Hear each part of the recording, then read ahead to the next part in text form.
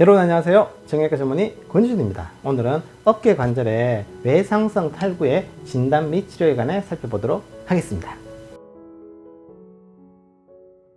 외상성 경관절 탈구, 어깨의 탈구라는 것은 어깨 관절의 외전, 외회전 상태에서 외전이란 말은 팔을 옆으로 벌리고 외회전 밖으로 이렇게 돌린 상태에서 전방으로 받는 힘을 받았을 때 어깨 관절이 빠지는 것을 말하는 것으로서 이렇게 빠지고 나면 재발성으로 습관성으로 빠지는 경우가 많이 있겠습니다. 진단으로서는 이학적 검사를 통해서 전방 불안정성이 있을 때 진단할 수가 있고요.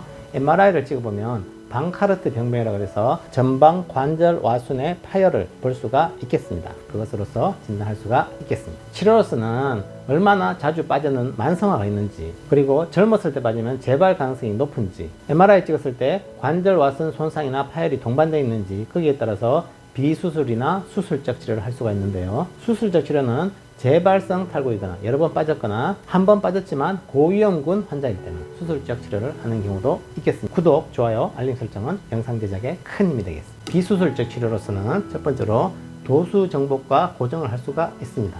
도수 정복이라는 것은 어깨 빠진 관절을 다시 맞추는 것인데요. 여러 가지 방법이 있습니다. 이렇게 천을 이용해서 팔을 바깥쪽으로 당기고 몸은 이쪽으로 당겨서 맞추는 방법이 있고, 혹은 침대에 엎드려서 이렇게 추를 매달아서 스팀선스 메소드라 그래서 엎드려서 추를 이렇게 팔에 달아놓으면 중력에 의해서 서서히 힘이 빠지면서 어깨가 들어가는 그런 방법도 있을 수가 있습니다. 한 번만 빠졌을 때 비수술적 치료를 하는 것에 대해서 논쟁이 있는 상태입니다.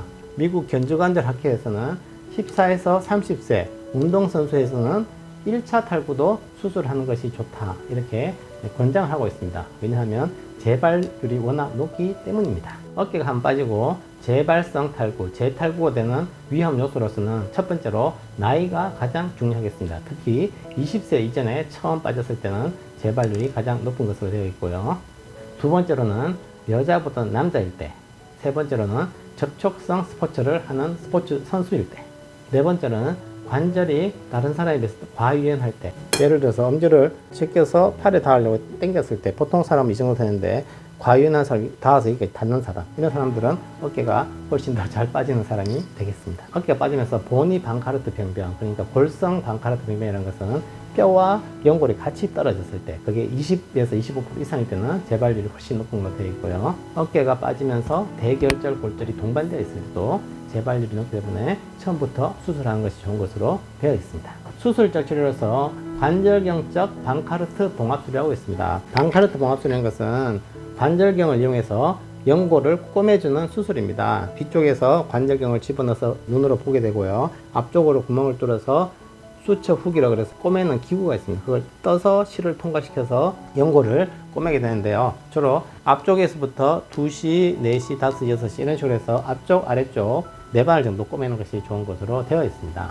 적응증으로서는 25세 이하 1차 탈구일 때, 두 번째로는 운동선수가 빠졌을 때, 세 번째로는 재발성 탈구일 때, 여러 번 빠졌을 때, 네 번째로는 관절과 골결손, 보니 방카르트 병변이 20에서 25% 이하로 좀 적을 때, 다섯 번째로는 관절 내 유리체가 있을 때, 여섯 번째는 힙삭스 병변이라고 해서 상완골 뒤쪽에 골결손이 심할 때 다른 시술을 같이 해야 될 때, 이때는 관절경화 방카르트 봉합술을 하는 것이 좋은 것으로 되어 있습니다. 두 번째 수술 방법으로서는 관혈적 방카르트 봉합술이 있습니다. 관혈적이란 말은 절개를 해서 꼬매준다는 방법입니다. 관절경이 나오기 전에는, 과거에는 이제 다 째서 이렇게 절개를 해서 앞에 있는 연골을 꼬매주는 그런 수술을 했었는데요. 지금은 대부분 관절경을 하는데, 지금도 이렇게 관혈적 절개를 해서 수술하는 경우는 관절과 골결선이 20에서 25% 이하이고, 과거에 관절경을 했는데 빠져서 재발이 되었을 때, 그러면 또 관절경 했을 때 또 재발할 확률이 높기 때문에 절개를 해서 하는 것이 더 좋은 것으로 되어 있고요.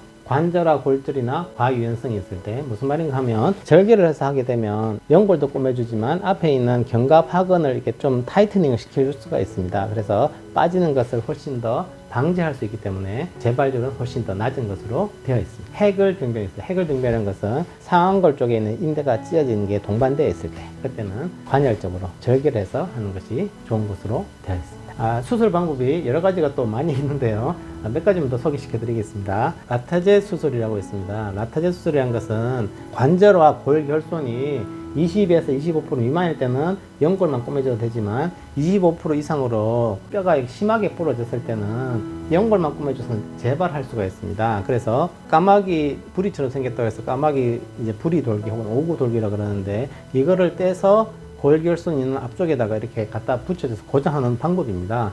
옆으로 붙여가지고 나사를 2개로 고정하는 것은 라타젯이라 그러고, 세로로 조그맣게 잘라서 나사 하나로 고정하는 것을 브리스토우라 하는데, 2개 다 비슷한 수술이라 볼 수가 있겠습니다. 이것을 하는 경우는 관절과 골결선이 20에서 25% 이상일 때 재발률이 낮고 수술 성공률이 높은 것으로 되어 있습니다. 또 다른 수술 방법에 대해서 말씀드리면, 상완골이 빠지면서 앞쪽에 있는 방카르트 병변, 연골이 찢어진 병변도 있지만 상완골 뒤쪽이 후상방 쪽에 이렇게 패여지는 이런 골결선이 클 때는 또 이런 수술 방법이 있습니다. 앞에도 꼬매주지만 여기를 뒤에 있는 인대나 근육을 여기다가 뼈에다가 붙여주는, 같이 해주는 그런 수술 방법도 있겠습니다. 제일 흔한 합병적으로서는 재발입니다. 수술을 했는데 또 빠지는 경우는 관절과 골결선이 심할 때, 그때 이제 뼈 수술을 안 하고 연골과 인대 수술만 했을 때 재발하는 경우가 많고요. 수술 술기의 부족, 4군데 정도 꼬매줘야 되는데 예를 들어서 좀 적게 꼬맸다든가 그러면 또 재발할 수가 있습니다.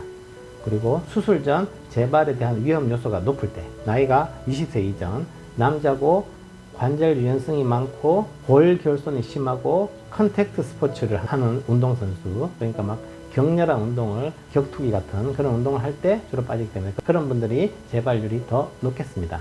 두 번째로는 수술 후에 동통이 있을 수가 있습니다. 너무 타이트하게 재발 안 되게 하기 위해서 너무 타이트하게 꼬매면 처음에는 약간 통증이 있을 수 있는데 시간 지나면 크게 문제는 없겠습니다. 뼈를 옮기는 라타젯 이런 수술하고 나서 신경의 마비가 오는 경우도 있습니다. 그래서 제일 많은 신경이 머스큘러 큐테니스 너브인데, 이 신경은 팔 근육을 통과를 하는 신경입니다. 그래서 이 뼈를 옮기면서 근육이 옮겨지면서 이 신경이 같이 좀 당겨져서 신경의 일시적인 마비가 오는 경우도 있는데 대부분은 크게 문제가 되지는 않겠습니다. 네 번째로는 관절 강직이 있습니다. 수술하고 나서 수술 전처럼 관절이 유연하지가 않아요, 이렇게 말씀하시는데, 주로 이제 팔을 이렇게 뒤로 제끼면서 빠지기 때문에 이거를 앞쪽으로 이렇게 당겨서 꼬맸기 때문에 이걸 너무 이렇게 제껴버리면 다시 또 재탈구가 발생할 수가 있습니다. 그래서 너무 수술 전에 똑같이 이렇게 팔을 쓰는 것보다 약간 팔을 운동 각도를 줄여서 사용하는 것이 재발률을 더 낮출 수 있는 그런 방법이 되겠습니다. 다섯 번째로는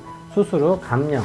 감염은 모든 수술에서 1에서 2% 정도 발생할 수 있는데, 특히 이제 관절경 수술하기 때문에 대부분 감염은 잘 발생하지 않는 것으로 되어 있습니다. 지금까지 시청해 주셔서 감사드립니다. 다음에도 더 좋은 영상으로 여러분들께 인사드리겠습니다.